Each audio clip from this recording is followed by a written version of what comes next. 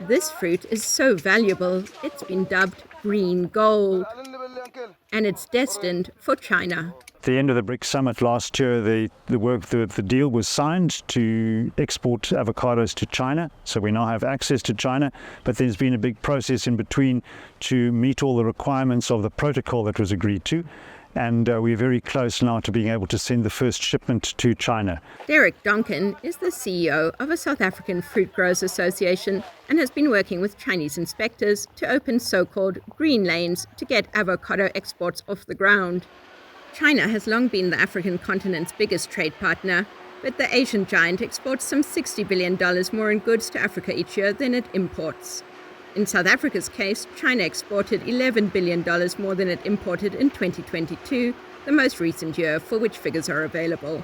Because there's been a strong impetus from the Chinese as well to make sure that this deal happens, because they're aware of that trade imbalance and that they need to be taking more exports from South Africa.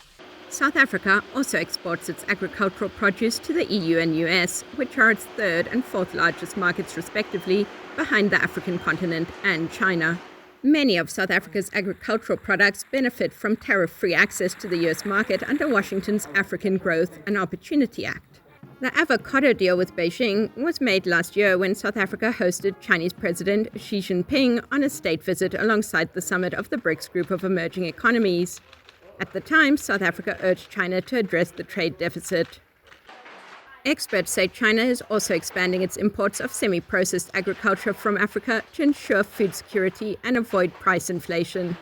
Another kind of bigger geostrategic reason for the push on food exports is similar to kind of diversify the global agricultural supply chain.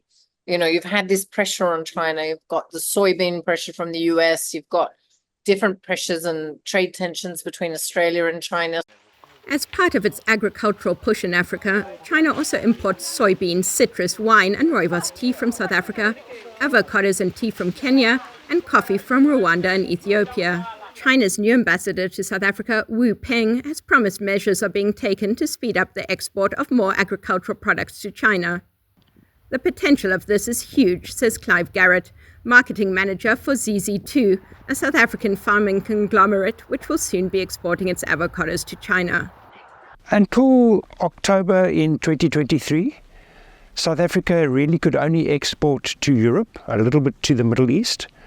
But now, since then, we've had Japan, China and India open to us. And these are very exciting markets because the per capita consumption in these markets is still incredibly low. So we see huge opportunities of going into these markets. According to industry estimates, there are some 300 million people in China earning enough to buy imported fruit. That can only be good news for farmers and workers here in this bucolic mountain town. Kate Bartlett, VOA News, Tzaneen, Limpopo, South Africa.